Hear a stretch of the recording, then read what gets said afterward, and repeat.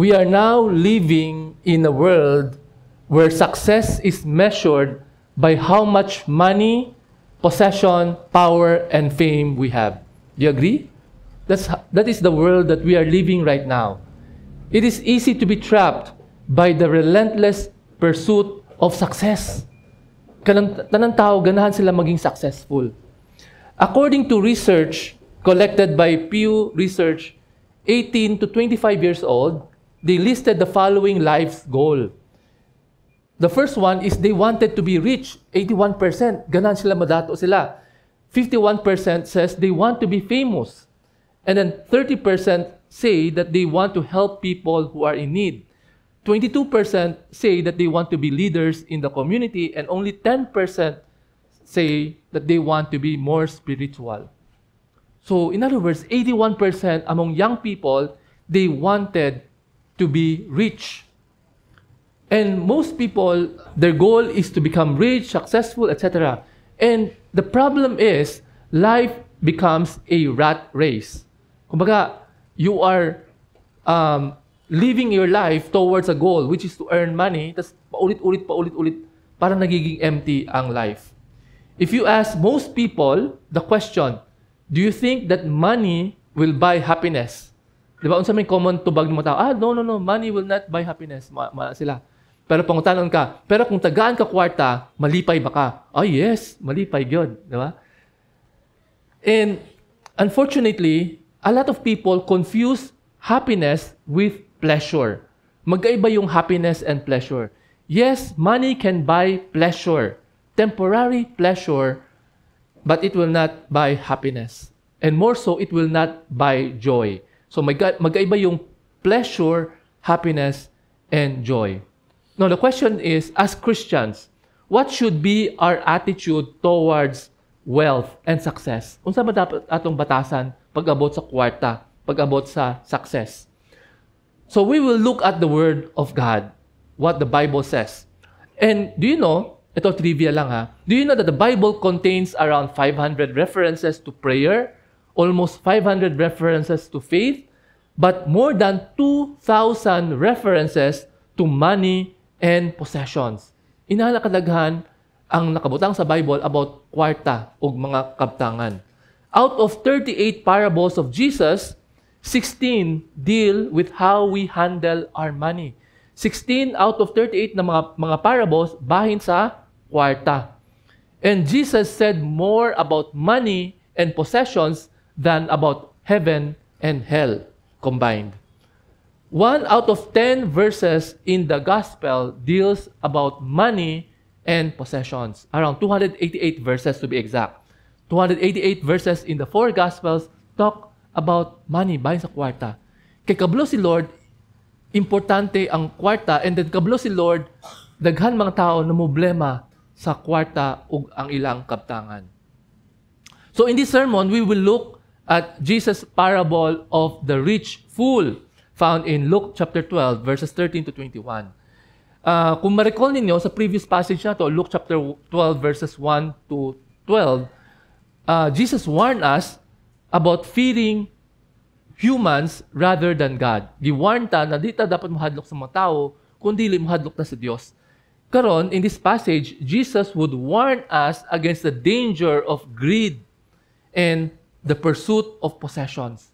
Delikado yan, sabi ni Jesus. Because this is one of the greatest spiritual obstacle, no, to our spiritual life. Mo to give warn ni Lord Jesus. So, the goal of this sermon, hopefully, after studying this parable, we will reflect what is the true meaning of wealth.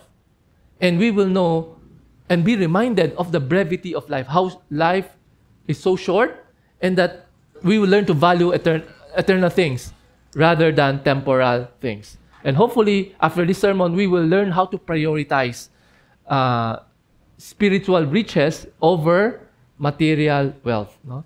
So that we will become rich toward God rather than for ourselves. Okay, so basahin natin ang passage. Let's go to verse 13. Mubo lang ni passage, but very meaningful. Verse 13, someone in the crowd said to him, meaning Jesus, "Teacher, tell my brother to divide the inheritance with me." Unya, dunay usa ka tawo nga gikan sa pundok, nag-ingon kaniya, magtutudlo, sultihi ang akong igsuon nga bahinon ang among napanunod nga mga kabilin. So, wala ta kabalo sa background story, ani? So, basically, a man, here comes a man, siguro na siya away sa iyang igsuon, and then he wants Jesus to tell his brother to divide the inheritance with me. Do you know, mga Jews, nituo sila, ang mga firstborn, ang mga panganay, they get double portion. So, double ang inheritance ng panganay compared sa ikaduha. So, most likely, here, the younger son wanted the elder to divide the estate equally. But of course, kabalo ta sa panahon karon sa atong balaod, equal ang sharing. But sa panahon mga Hudyo sa una, double portion, times 2 ang kabtangan ng magulang, no? Sa ang pinakapanganay. So, this man felt that, ay teka lang, parang unfair. He wanted probably equal sharing. And kabalo ba mo, during that time, usually the rabbis, they will settle legal disputes. So kung may mga away mga tao, kasagaran mo ato sila sa mga rabbi, and ang rabbi ang maghukom nila. So here, this is what the man did. He came to Jesus, "Teacher, tabangi ko." Okay? The man is telling Jesus to tell his brother to divide the inheritance with him. So makita ninyo, murag ang gusto ng tao is suguon, gamiton si Jesus na siya mo dikta sa iyang igsuon na bahinan siya. So, yun. So, yun ang ano. And then, unsa ang reply ni Jesus sa gusto ng tao? In verse 14, Jesus replied, "Man, who appointed me a judge or an arbiter between you?" Ginan siya ni Jesus, "Tao, kinsa may naghimo kanako nga maghuhukom o magpataliwala kaninyo?" Well, we know, 'di ba, ang role ni Jesus, 'di ba? Pag-abot sa second coming, 'di ba? He is going to be the judge of all the earth, no? Siya ang mahimong maghukom sa kalibutan, pero dire ningon siya, wala ko niabot nung first coming niya na maghukom sa away ng private disputes. Sabi ni Jesus, that is not my role. That is not my mission on earth. And kabalo mo, this is the second time that Jesus refused to intercede in private quarrels. Kasi medyo may away sila eh. So wala nakialam si Jesus sa away nila. This is the second time. Why? The first time was yung nagreklamo si Martha about Mary. Sabi, "Hey, Jesus, tell Martha to help me." Wala nakialam si Lord. But the Lord tell her na Mary chose what is best. So wala siya nagdictate kay Mary, kay Mary unsay buhaton, ipasagdan lang niya. So ganito nahitabo dire, no? Kumbaga, hindi role ni Jesus na magsettle mga private dispute. Kay kabalo si Jesus sa iyang ministry. Unsa may iyang ministry? Ang ministry niya is to preach the word of God, to preach salvation. So very petty na yung away. So dili siya manghilabot sa away diare, no? Because Jesus knows his mission, he does not want to be distracted by all of these things that do not have eternal value. So matudaan po nato dire na dapat maparehas ni Jesus na kabulo siya sa atong mission sa life. Na dili ta ma-distract sa mga butang na dili naman talaga nato trabaho, di ba? Dapat we have to focus on what is of eternal value. So makita nato unsa may motive ning tawhana. Well, ang motive ng tawhana dili man talaga to make Jesus the judge, no? But if makita nimo ang ingon niya, di ba, kanina is tell my brother to divide the inheritance with me. So, gisugo na si Jesus na mahimo iyang parang abogado or something to tell Jesus to get involved, to tell the man to do these things. So, his interest is not to make Jesus a judge. And you know, Jesus is very wise. Nakaibalo si Jesus unsa ang nasa kasing-kasing kaning tawhana. So, the problem is not about the inheritance. It's not about the person not getting what is fair, but nakita ni Jesus na problema siya sa greed. Nasa problema sa kwarta. Nasa problema sa greed. And then, here comes the man asking help from Jesus, but instead of doing what the man asked, Jesus pointed out the problem of his heart. Kaya nakita ni Jesus na problema iyang kasing-kasing. Na problema sa greed. I think inana po tanong, sometimes whenever we pray, Lord, give us these things. Diba, every time we pray, we ask things from the Lord. But sometimes the Lord will reveal to us na sayop ang atong prayer, na ay sayop sa atong motive. And then, siya ang mag-usob sa atong motive. God will change our heart rather than giving us what we ask. That is what happened here. This man is praying something and then nakita ni Jesus, teka, may mali ang motibo ni mo. O say mali siyang motibo. Let's look at verse 15. Then Jesus said to them, look at this word. Jesus said to them. So dili lang ang tao ang i-address na, kundi tanan tao. So Jesus took the opportunity. Here comes a man with a private problem, but he took the opportunity to use it as a teaching point na makatudlo siya sa daghang tao. So ingon siya, watch out, be on your guard against all kinds of greed. Life does not consist in an abundance of possessions. O iyahas silang giingnan. Pagbantay nga mahilikay ninyo ang inyong kaugalingon gikan sa tanang hinakog nga pangandoy. Tungod kay ang kinabuhi sa tao wala diha sa kadagaya sa iyang kamtangan. So, ningon si Jesus, watch out. So, kanong word na watch out, very strong word na siya. Murag, pagbantay mo, parang watch out kay naay kaaway. Parang ganon. Ganon ka tindi. No? Watch out. Because Jesus knows that greed, ang pagkahakog, delikado yan. That's why sabi na, watch out. Pagbantay. Pagbantay. And the problem is greed. By the way, sabi na all kinds of greed. You know, greed is sometimes, the word Greek, the Greek word behind greed, sometimes translate na siya as covetousness. Greed is sometimes translated as covetousness. Well, actually, kaning greed and covetousness, medyo similar na siya. Kay parehas na siya, it's about excessive desire for more. You want more. Ganahan ka daghan material na possession, daghan kwarta, ganahan ka taas imong status in life, pero naay kalahian ang greed and covetousness. So, what's the difference between greed and covetousness? Greed is a strong desire for more than one needs, often driven by an insatiable desire for wealth, power, or possessions.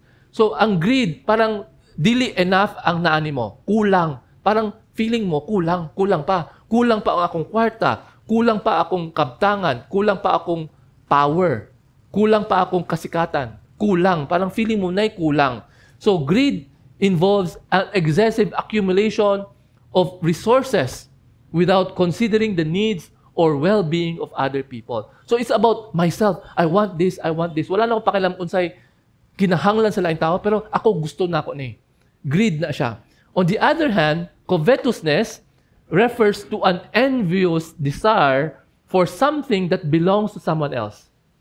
You want something na ang imong amigo o imong laing tao, so it involves longing for what others have. Pwedeng kwarta, ay, daghan man siya kwarta, gusto ko ako pod. Uy, naman siya bagong cellphone, gusto ko ako pod.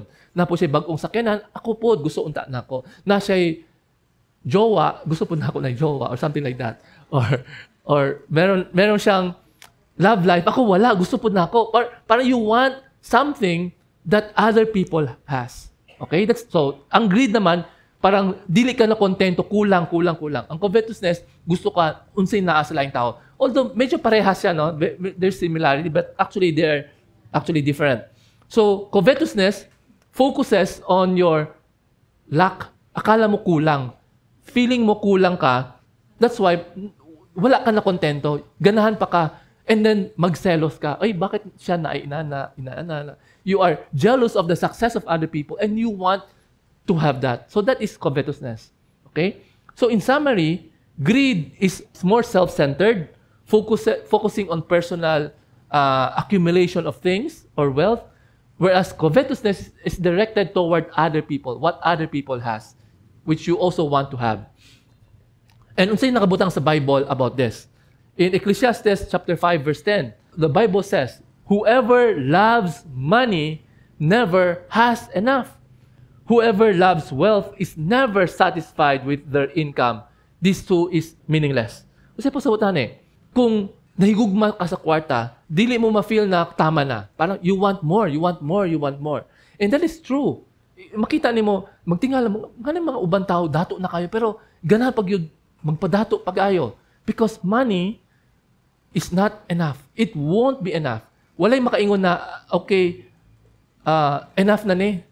Kay kasagaran mo ingon tao, okay, ganahan ko ginansya ko 100,000, malipay na ko. Pag abot nanakay 100,000, ay kulang pa di ay, ganahan ko 1 million. Pag nanakay 1 million, ay kulang pa di I want 5, 10. Walay katapusan. Because of the love of money. Kay nigugma ka sa kwarta. And then sabi na, whoever loves wealth is never satisfied. You are never satisfied. You want more and more. And the Bible says that this is meaningless, walang kabuluhan. You know, there is a man, depressed ang tao. Depressed kay siya. Nangutan ng amigo niya, nga depressed man ka?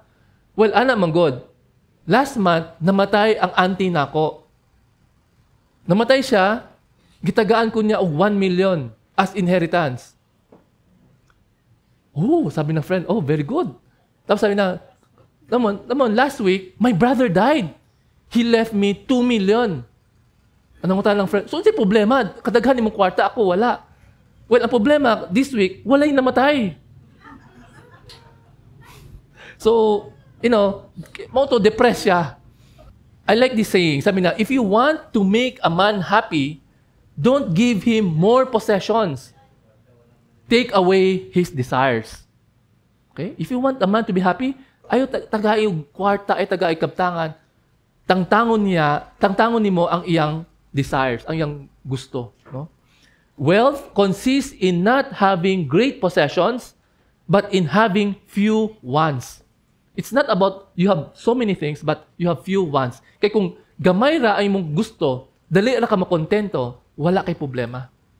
And then, you know, itong greed is a big problem because, you know, because of this greed, na yung mga tao nakakog yun sa mga kwarta o kana, daghang kay mga scam. Di ba? Mga text scam. Di ba? Daghang kay na mag-text ka kay you can get to win something. And then ikaw, malipay po ka. And then mo reply ka. Tapos sabi na, okay, you have to deposit me money and then I will give you your gift. So, ikaw, magunaw na, uy, maghatag lang ako 1,000 pero makakuha ko 1 million. So, ganahan po ka. So, dali ra ma-scam because gidulaan ng mga magnanakaw yung imong pagkahakog. People are taking advantage of your greed.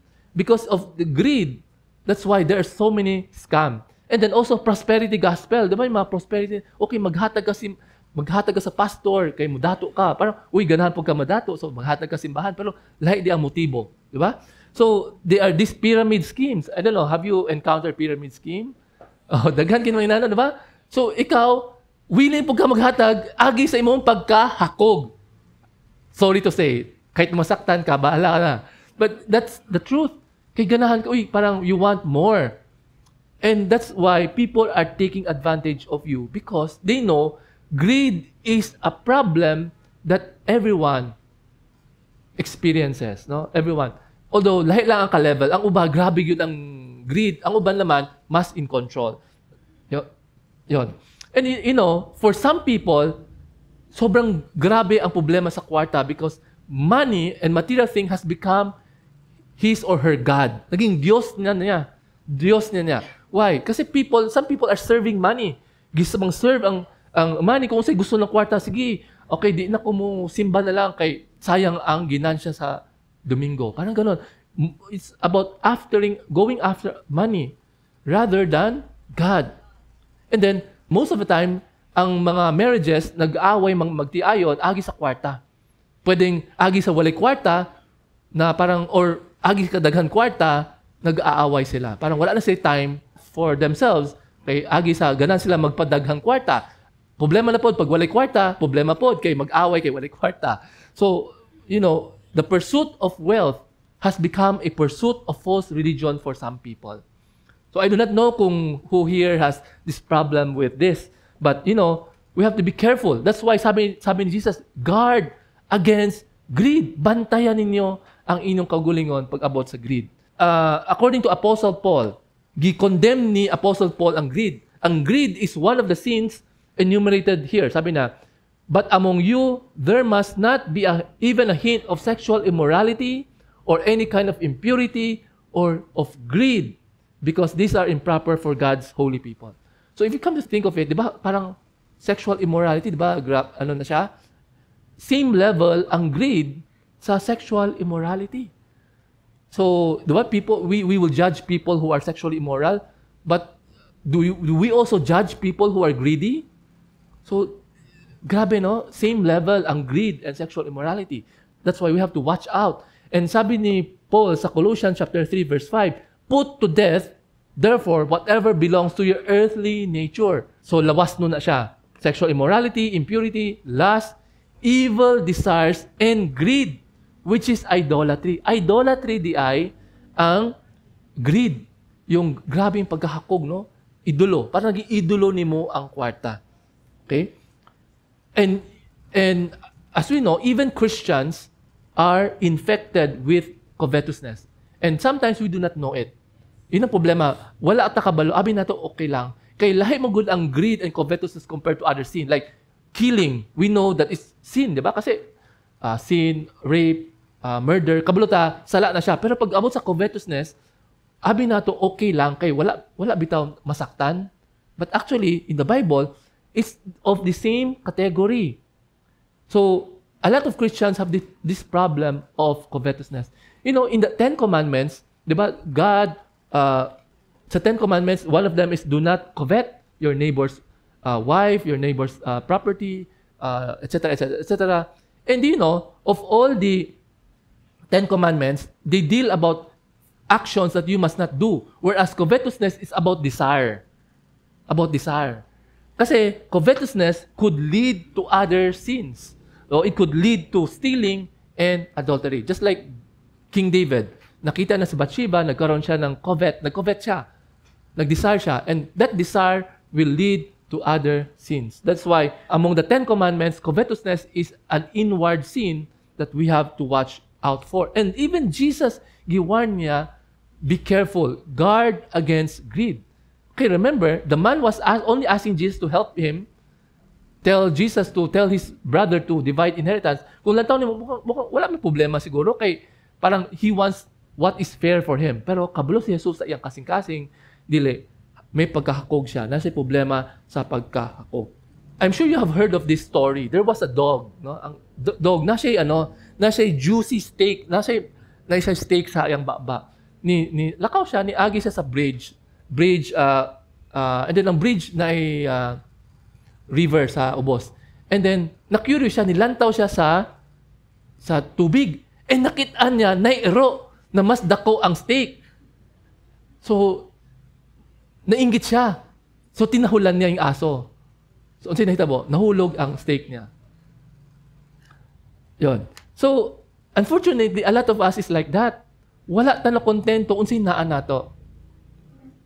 We are not contented with the steak that we have, and we want somebody else's steak. And whenever we covet, we lose what we have. No, we tend to lose what we have. So the question is, okay, so is money a problem? So di na natin magkukwarta. Actually, money is not a problem because it's very clear in the Bible. In 1 Timothy chapter 6 verses 9 to 10, those who want to get rich fall into temptation and a trap and into many foolish and harmful desires that plunge people into ruin and destruction. For the love of money is a root of all kinds of evil. Some people eager for money have wandered from the faith and pierced themselves with many griefs. Okay, so that's why we have to guard ourselves against the lust for more and more money, against covetousness. Kasi nakalagay sa Bible, against all kinds of greed. Careful ta. Kay delikado. Kay daghan mga tao na nawala sa faith. Because there are some people who become so rich that di na sila ganahan na magsimba. Yun na nga, kasi wala na siya laing hunahunahon kundari magpadato. Okay, so nung namina mo sa sermon, sabi mo, ay, wa mo kay problema na kay ang greed. Problema raman sa mga dato. Tinood? Dili. Greed is not a problem only for the rich, but for everyone. For everyone. So, pwede mo ingon na, ay, ang mga hakog, mga dato. Pero, namoy mga hakog na mga pobre. Di ba? Because it's the desire. It's not about how much money you have, but it's about the desire. Ang imong gusto yun. According to Augustine, I like this saying, sabi na, it is not a matter of possession, but of desire. One man may have much money on him, but no greed on him. It's possible. Daghang kwarta pero walay greed. Whereas another may have no money on him, but much greed in him. Because it's not how much money you have. It's the desire. Okay? Poor people can be greedy. Rich people can also be greedy. But poor people can be also not greedy, and rich people can also be not greedy. So this message is for everyone. Okay, ano mga practical example na makaingon, ay, namo ko may problema sa greed. Ang nindot na example, yung covetousness is, di ba parang, for example, di ba usually pag may birthday, di ba ganahan ka, bongga, grabe yung preparation, kay di ka ganahan maulaw sa laing tao. Di ba? Or mga kasal, di ba? Some people, di ba, nakoy kailan, ay, di sa may magpakasal, kay wa may kwarta. Nga naman, kailangan mo daghang kwarta ang magpakasal? Kay gusto nila bongga ang celebration. Kay nga naman, ay maulaw manggugo, kay akong friend, inana, daghan bisita, ganan po ko inana pod. So ang problem ana is covetousness. Kay you want to be like other people, and ang nangyari is mag-live-in na lang, magkasala. Diba? So, yun. The trouble is, too many people are spending money they don't have for things they don't need to impress people they don't like. Again, the trouble is too many people are spending money they don't have for things they don't need to impress people they don't like. So, daghang tao na nigasto og kwarta sa butang na wala sila, walay kwarta. And then, para ma-impress po ang mga tao nga, dili po sila ganahan. Di ba? Para makaingon lang ka na, makalamang ka. Di ba? So, di ba may mga tao, mga social climber, di ba may mga ganun tao na they want to be with friends, with rich people, kay para ganun, para in siya, or some people are living beyond their means. Magpautang, wala pa'y sweldo, gasto na. And then, okay lang unta ang gipang-utang is kinahanglan yun. Pero wala man. Ang iyang gipang-utang is gigamit sa luho. Okay. So, yun. There's a problem. The problem is greed. Uban, mangutang para mag-travel, magpalit o mga whatever, na hindi naman nila kailangan. Okay lang kung mangutang kung kinahanglan. But, sometimes, a lot of people are going beyond. So, that's why we have to reflect. Do I have a problem with greed and covetousness? Ganahan ba ko mag-accumulate? Siguro, some people, let's say mga students, it's not about money. No? Some people like to collect something na they like. I don't know what you like to collect. Ano ba? Stamps? Hindi naman uso karoon ng stamps. Nung panahon pala namin. So, I don't know what other people are collecting, but something na you want more. So, that is greed. And then, sabi ni Jesus, life does not consist in abundance of possessions. So, the life here, it's not referring to the physical life, but to spiritual life. Ang atong spiritual life, if you want to have a meaningful and satisfying life, it's not measured by how much we own. It's not about how much money, cell phone, cars, or houses, or whatever. It's not about that. It's not about that. That's why we have to watch out against greed. And kabulo ka, kanang mga greed, kabulo mga advertisers, ana. The advertisers know your weakness. That's why if you notice sa mga commercial, parang ang commercial, parang they spend a lot of money to tell people, kulang. Kumbaga, ano ba yung commercial? Like, you're not pretty enough. Kailangan mong pampaputi. Di ba? Kailangan mong pampagwapa. Kay kulang. Na kulang sa imong life. Na kailangan mo kaning mga butang. That's why, yun ang target ng mga advertisement. You need this, you need this. Although you don't really need that. No? Kasi mas malaking kita yung mga luxury items eh. Mas malaki. So, yun. So, these people are targeting against our desires. So, that's why, sabi ni Jesus, watch out against all kinds of greed. Against all. So, walay pinipili, tanan.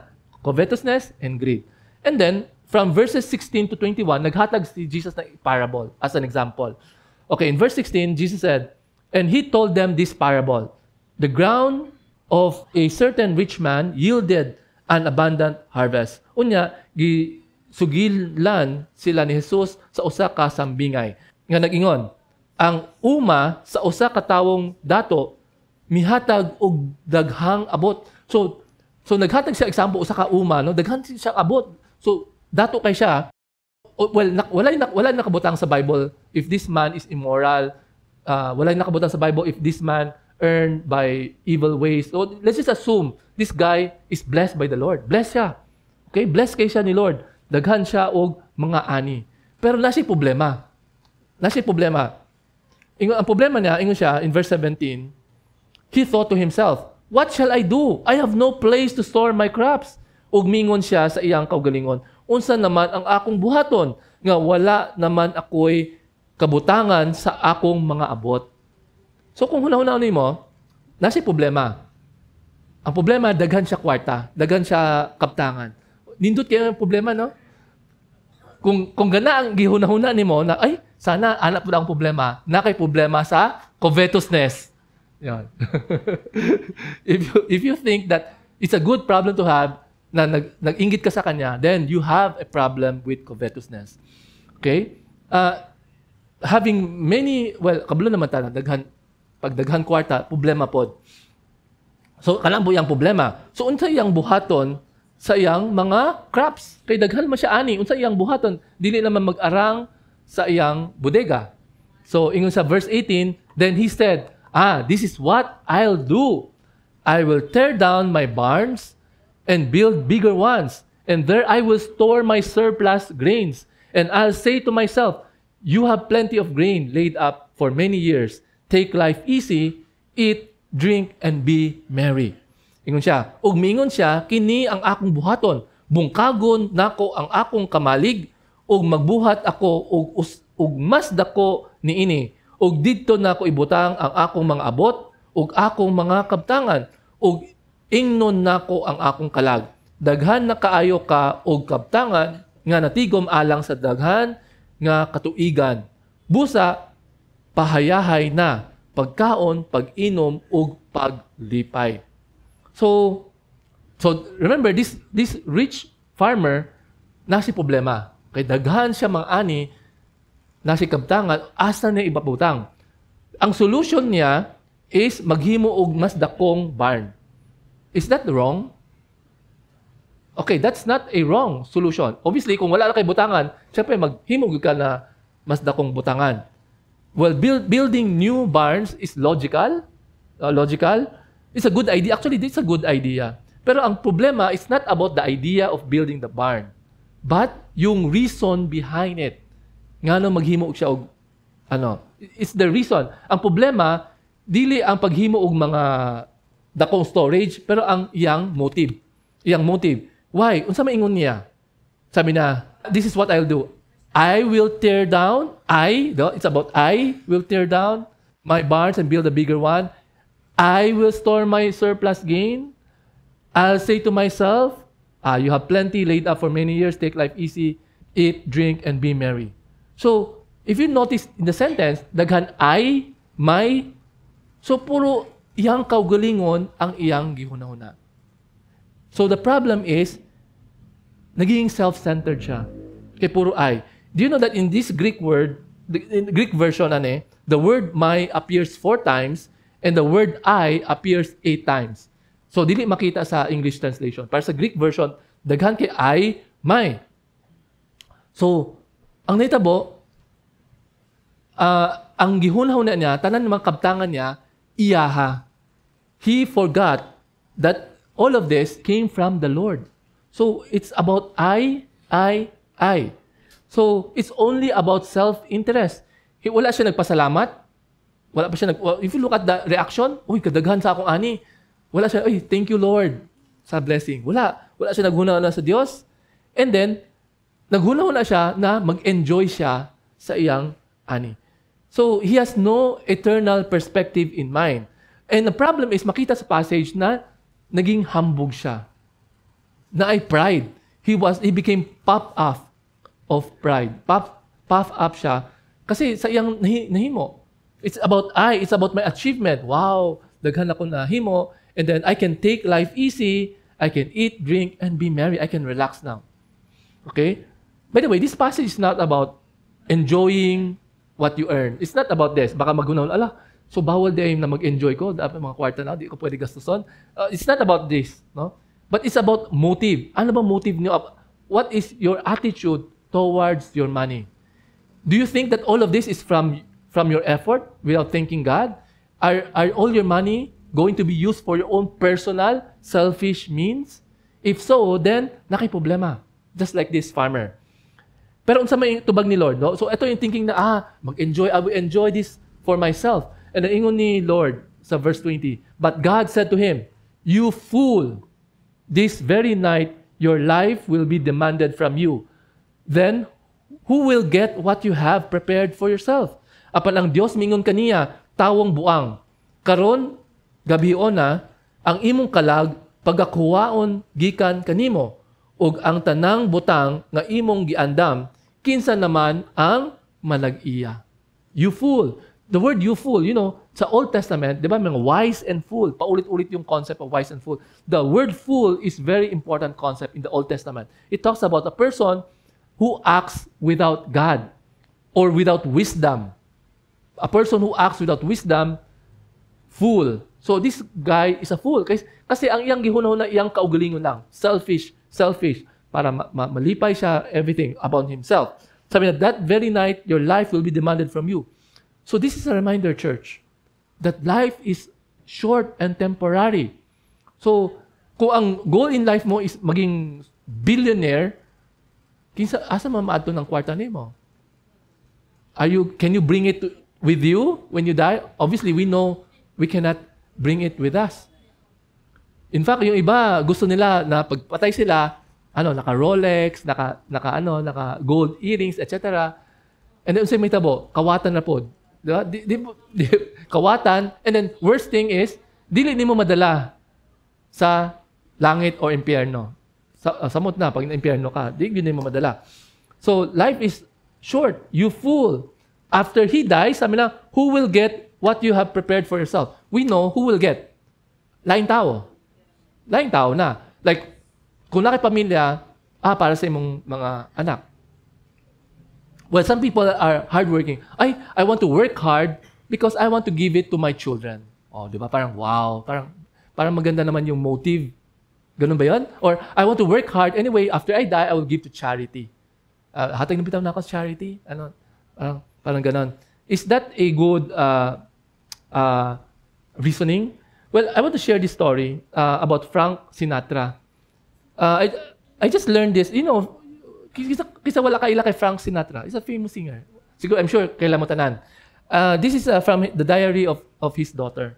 Sabi na, si Frank Sinatra when he was very old, he continued to sing in concerts. Sabi ang reason ni Frank Sinatra, I got to earn more money. Sabi ni Frank Sinatra. Actually, ako kabaloaning story, karon ako nakibalo. So, diba, sikat na kay siya, and then when he was very old, he continues to perform, kay he wants to earn more money. And his performances, unfortunately, ang uban mga performances dili na okay because he was suffering from memory losses and that he would use teleprompter. Di naman na memorize yung songs niya. And there was one time that he forgot the lyrics of his song second time around. And ang hitabo ang crowd nikanta na para sa iya. Sabagay, uso naman karon na okay, kamo na makanta. Pero ang tinodaan, nalimot din siya sa lyrics. So, yun. So, ang sabi sa daughter niya, my dad, I see my dad struggling and he keep on repeating himself that, I'm going to sing. Ang reason I got to earn more because I want to take care of my family. Yun ang sabi na, I got to take care of my family. And eventually, Frank Sinatra died. After he died, nag-away mga anak niya sa iyang kabtangan. So, ang motive niya is to give his wealth to his children, but sinitabo, nag-away po din mga anak sa iyang kabtangan. So, it's not also a good idea I don't know, kasi there are some people, especially, for example, si Jackie Chan, sabi niya, pag namatay niya, dili ko na niya ihatagan yung anak niya. But instead, he will give to charity or etc. Even Bill Gates, sabi niya, he will give a lot of his wealth to charity. Ang reasoning naman nila, kasi they don't want their children na magsalig, no? Na magsalig sa ilaha. So, there are different thoughts about it. But the point is, I think pinaka-importante is how we deal with our children, to teach them not to be greedy. Kasi if we don't teach, we don't instill in them yung value of using their wealth wisely, ang may tabuan na, maging greedy sila, mag-away-away. No? There are lots of people, diba? Dato kayo ang amahan, and then pagkamatay ng amahan, nag-away mga igsuon. And you know, for us lawyers, many lawyers are happy whenever family quarrel because siyempre, mukita ang mga abogado and then ingon na uban abogado na gusto nila dugay ang kaso para daghan kita. Pero you know, but the problem is yun nga, pag hindi nato, wala nato gitudluan yung mga anak nato, how they will handle money, mag-away ra pod, no? Mag-away. So delikado. So that's why, you know, the love of money is very dangerous, no? Because it will cause people to quarrel. It's because of the love of money. So that's why, you know, we have to be careful how we use our money. And, you know, people who are satisfied only with things that money can buy, they are in great danger of losing things that money cannot buy. For example, mga ubang tao na they want to work, and then malimtan nila ilang family, which obviously money cannot buy closeness of family members. So that's why we have to be careful how we deal with money, with greed. Okay, let's continue. Verse 21. This is how it will be with whoever stores up things for themselves, but is not rich toward God. So this is the last verse. May sama ni Ana ang dangatan sa usa ka tawo nga nagtigom og bahandi para sa iyang kaugalingon apan dili dato sa Dios. So kaning mga tao para lang sa iyang kaugalingon, mga kwarta, iyang kaugalingon, wala siya naghunahuna kang Lord or laing tao. So what's the moral lesson of this story? The moral lesson of this story is that God doesn't bless you so that you can build bigger storages. That God does not bless you so that you can just enjoy it for yourself. That is not the purpose for God blessing you. God bless you so that you can bless other people. God bless you so that you can bless other people. Kasi sa story, the farmer's wealth is not the issue. It's not about how much money he has. It's not about that. But it's about hoarding for himself. Akala na para sa iya lang. Wala siya ng hatag sa laing mga tao, mga pobre, wala siya nitabang sa laing tao, wala po siya hatag sa kay Lord. Kumbaga, ang iyang gihunahuna is para sa iya. Self. Though this guy was physically rich, he was spiritually poor. He was spiritually poor. He had everything in life except God. So, makita nato in this parable, malamang hindi siya Christian. He is not a God-fearer. He's an unbeliever. He has everything in this world, pero ang pinaka-importante, wala siya, which is the Lord. The problem is not with riches or having riches. There's no problem with that. Being rich is not a problem. The problem is what we do with our riches. Unsa atong attitude sa atong kabtangan, sa atong kwarta. Okay? So, if you don't, storing for ourselves and rather for God is the problem. Parang selfish, no? Selfish. Okay, so Jesus is warning that we have to be careful that our money and possessions would not separate us from the Lord. Napod na kayo sa Bible, diba? Sana Lord, that you will not give me so much money so that I will not go astray. Kasi may mga tao ganun, sobrang daming pera, nawawala na. Especially yung mga kwarta na easy money. You know, the easiest the money comes, mas dili nimo pahalagaan. Like, I'm sure you have read stories in the news, no? Nadaog jackpot, and then, jackpot, pobre siya, and then nag-jackpot, dagang may kwarta, and then, walgas yun, hurot dahil ng kwarta. Kay wa man naanad sa pag-handle sa kwarta. And sometimes the Lord will not bless us if He knows that we do not know how to handle money. Because the Lord will not give us something that is not for our own good. Kaya basin ho na ng Lord, pag i-bless na ako ni, basin, mawala ni siya. So, dili yung i-bless ni Lord. So, that's why we have to improve or to be reminded of this attitude. And nana ni Lord, no? He wants to bless some people remain to be poor. Wala naman, yon. It's sovereignty ni Lord. But the point is, yung attitude na to, very important. Okay? So, sabi niya, fools spend all their time storing treasures for themselves rather than storing treasures in heaven. They are not rich toward God. Kasi pasabot na, not rich toward God. Well, ang pasabot na, these people do not acknowledge that what they have is from God. They don't make an effort to share their blessings to other people. Wala na nilang gigamit ang ilang kaptangan sa kahimayaan ni Lord. Pero puro sarili. No? Being rich toward God means using our wealth for His purposes. Lord, unsa ang imong purpose? That's why, there are charity that are put up by Christians. There are Christians who put up churches, no? Hospitals, mga free hospitals, mga Salvation Army, ganun. Talagang, ang Christian should be generous. Why? Because we know that all of the things that we have is not ours. We are mere stewards. No, gihatag ng Lord para kita ang mag-manage lang. Pero dili ni ato ha. So if that is our attitude, then if we see that there is a brother in need, then we give. And if we see that there is a worthy cause that we will support, we support. And then kung kinahanglan ang church o kwarta para sa ministry, then we give. Because kablamata, dili ni ato ang kwarta. Okay? So sa mga businessman, there's no problem about being rich. Even in the Bible, if you notice, daghan kwartahan sa Bible. Abraham, Mary, Martha, Lazarus, they are rich people. They're wealthy people. But unsay gibuhat nila? Gigamit nila ang ilang kabtangan para sa kahimayaan ni Lord. So they give, they use their time, they invest in the work of the Lord. They invest in the lives of other people. So that is the challenge for us this morning. So we should not do things for ourselves, but for other people. Well, there is a rich man, nagreklamo siya sa iyang pastor. Nga naman, dili na ako madawat kay sige ko gi-criticize sa mga tao nga kuripot kay kuno ko.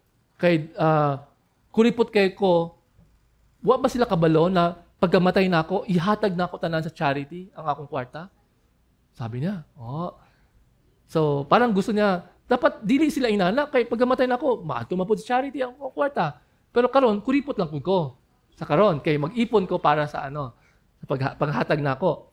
Well, ang pastor, naghatag og story. Let me tell you about a story about a pig and a cow. One day, the pig was complaining to the cow. Nagreklamo ang baboy sa baka. Sabi na, dili ako sikat. Unlike ikaw, sikat kay ka, Mr. Cow. Ako, hate kay mga tao na ako. Unlike ikaw, di ba? Ikaw, manghatag ko gatas, cream. Pero ako, manghatag mapugo sa mga tao. Maghatag o bacon. Di ba? Ganan mga tao ng bacon, mangham. Di ba? I will give this to people. But still, people don't like me. So, naguna-hula si Cow. Si problema ka. Tapos ningon si Cow, well, actually, ang problema, ako, isip baka, I give while I'm still alive. Whereas you give when you're dead. So, ang point ni baka, syempre, si baka, diba, habang buhay pa siya, naghatag siya mga milk sa mga tao. Pero si baboy, wala siya mahatag sa tao. So, ganun din ang tao na kuripot. Di ka manghatag. Di ka mutabang sa laing tao. Wala'y ganahan ni mo. So, samtang buhay pa ta, magpagamit ta ni Lord para naputay silbi ba? Na we help other people. So, dili ta para sa baboy na pagkamatay na to, anata makatilaw ang laing tao. Okay. Okay, I want to end this nice saying. Sabi na, money will buy a bed but not sleep. Money will buy books, but not brains. Money will buy food, but not appetite. Money will buy finery, but not beauty. Money will buy a house, but not a home. Money will buy medicine, but not health. Money will buy luxuries, but not culture. Money will buy amusements, but not happiness. Money may buy a crucifix, but not Savior. Money will buy religion, but not salvation. Money will buy a good life, but not eternal life. Money will buy a passport to everywhere, but heaven. So, I'd like to end this because it's possible that some might hear this message, but they are not Christians, but they do not have the Lord. Do you have the Lord in your heart? Kaya kung wala si Lord sa imong kinabuhi, para asa imong kwarta, you might be like this rich fool. You earn a lot of things, you accumulate a lot of things, and then di na nimo madala. Tas matura po ka sa impyerno. So the question for us this morning, how are your investments? Are you investing in the kingdom of God, or are you only investing on yourselves? Where are your riches? Are you rich toward God? So the question is, how can we be rich toward God? We can do it by investing in the work of the Lord, by giving to the ministry of the church, by sharing your blessings to other people. So dapat dili ta mga dalo. And most importantly, we have to check ourselves. Do we have Jesus in our hearts? Because you may learn all of these things. No? You may want to invest in the kingdom of God, but if you do not have this personal relationship with the Lord, then this message will be empty. So to those who are listening right now, and if you think that the Lord has touched your hearts, and you want to give your life to the Lord, then tell Him, surrender your life to Him. Because life is empty without the Lord Jesus in you. Give your life to Him. Make Him your personal Lord and Savior. Okay, so to end, remember the teaching of the Lord Jesus that we have to guard our hearts against greed. Because life is not about our possessions, but about building the kingdom of God on earth. So can we all please stand? Let's pray. Father in heaven, thank you very much for your word. Thank you, Lord, for the reminder that life on earth is temporary, O God. And I pray, O Lord, that we will all surrender our lives to you, that we will give our lives to you, because our life is not our own. We are only a steward of all the blessings that you have given us. And I pray, O God, for your children, that you will change us, mold us to be more like Jesus, that we will not be greedy, O God, that we will not covet, O God. We confess, Lord, na talagang, we are weak, Lord. We are sinners, Lord God. And ang sinful nature namo is very natural for us to be covetous, to be greedy, O God. But I pray, O God, that you'll forgive us, O God, that you will change us, mold us to be more like Jesus through the help of the Holy Spirit, O God. Father, I pray for your people, O Lord, that we will really live a life for you, that we will invest in the kingdom of God, and that we will really use whatever you have given us to be a channel of blessings to other people. Thank you, Lord. All this we pray in the mighty name of Jesus. Everybody says, Amen.